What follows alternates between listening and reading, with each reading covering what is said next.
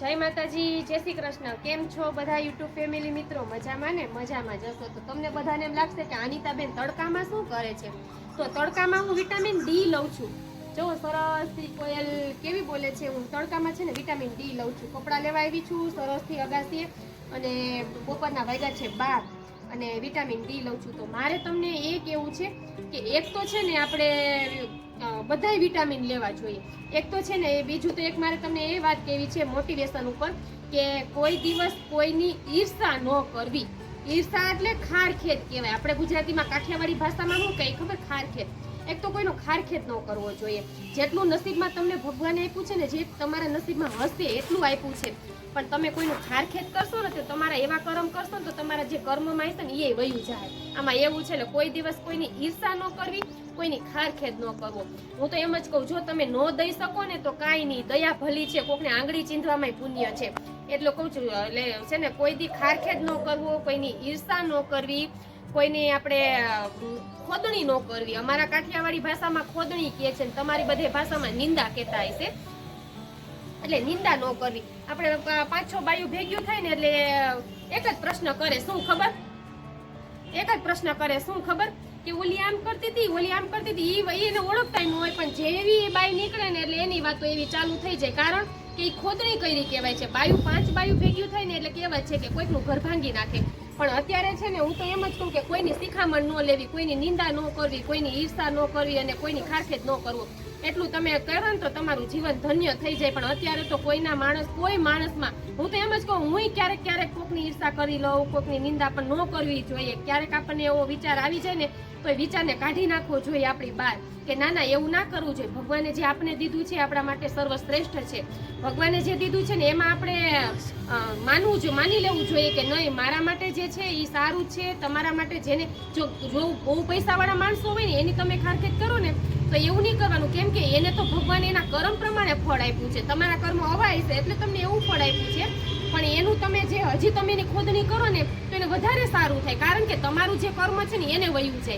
એટલા માટે કોઈનું કર્મ કરવામાં ધ્યાન જ રાખજો। હજુ તમે ભોગવતા હોય ને તો ભોગવી લેશો। એટલે હું તો એમ જ કહું કે કર્મ સારું કરો, ફળની આશા રાખ્યા વગર ફળ આપવા વાળો ઉપરવાળો બેઠો જ છે। એટલે આજે આપણે વિટામિન ડી લેવાય આવ્યા અને થોડી ઘણી આવી વાતો કરી લઈએ। તો તમને મારા વિડીયો રોજે રોજ મારી ફેમિલી બ્લોગ ચેનલ છે, તમને મારા વિડીયો જો પસંદ આવતા હોય તો લાઈક, શેર અને સબસ્ક્રાઇબ કરી દેજો। હું રોજે રોજ ડેઈલી વ્લોગ મૂકું છું, એક તો લોંગ વિડીયો મૂકું છું, એક શોર્ટ વિડીયો મૂકું છું અને રાતના હું રોજે લાઈવ થાઉં છું। તો અમારી મા દીકરીની ચેનલ છે પ્રકૃતિ એન્ડ ફેમિલી બ્લોગ્સ। બસ બધા મારા ભાઈઓ બહેનો યુટ્યુબ ફેમિલી મિત્રો અને યુટ્યુબ મને સપોર્ટ આપજો। આવા રોજે રોજ વિડીયો જોવા માટે મારી ચેનલને સપોર્ટ કરજો, લાઈક કરી દેજો, શેર કરી દેજો। ને જો આપણે બપોરે વિડીયો બનાવ્યો હતો બપોરના 12 વાગે અને અત્યારે બનાવીએ છીએ સાંજના 7 વાગે વિડીયો। તો ઉપર પાછા આવી ગયા છીએ અગાસી ઉપર અને સરસથી હવે મંદિરે જો આરતી થવાની ફૂલ તૈયારી છે, આરતી થશે સરસથી।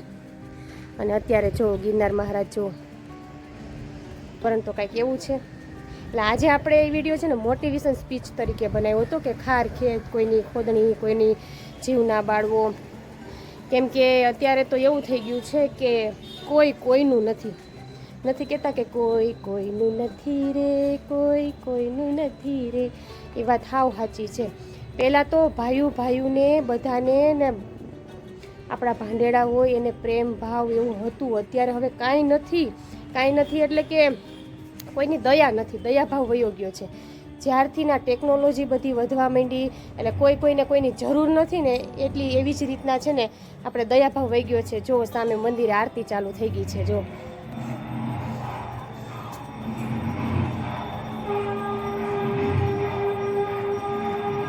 હર હર મહાદેવ કહેતે છે 7।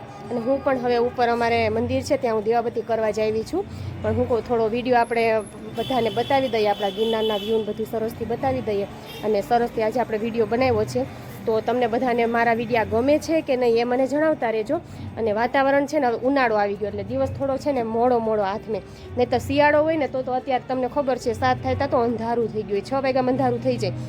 એટલે દિવસ ટૂંકો હોય, રાત લાંબી હોય.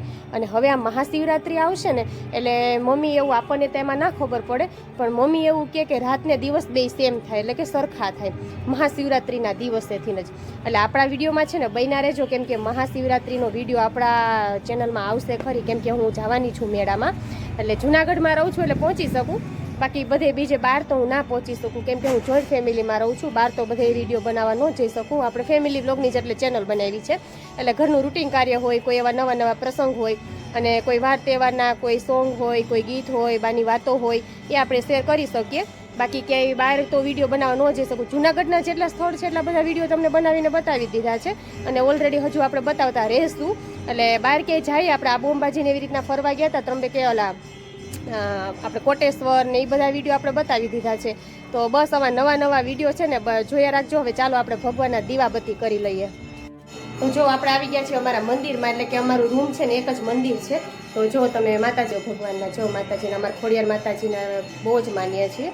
તો અમે માતાજીના દર્શન બધા કરી લેજો. મૂર્તિ છે આમાં, સરસથી હવનની મૂર્તિ છે માતાજીની.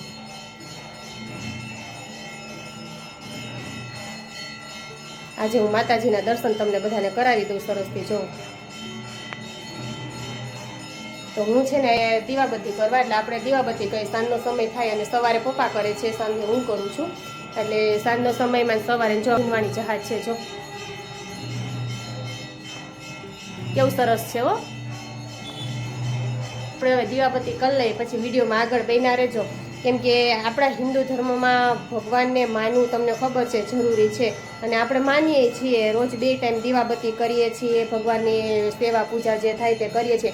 અમારા આપણા કાનાની પૂજા કરે છે. જો આ મોટા કાના છે પ્રકૃતિબેનના, આ નાના કાના છે પ્રકૃતિબેનના, આ રાધાજી છે, જો અંબાજીમાં છે.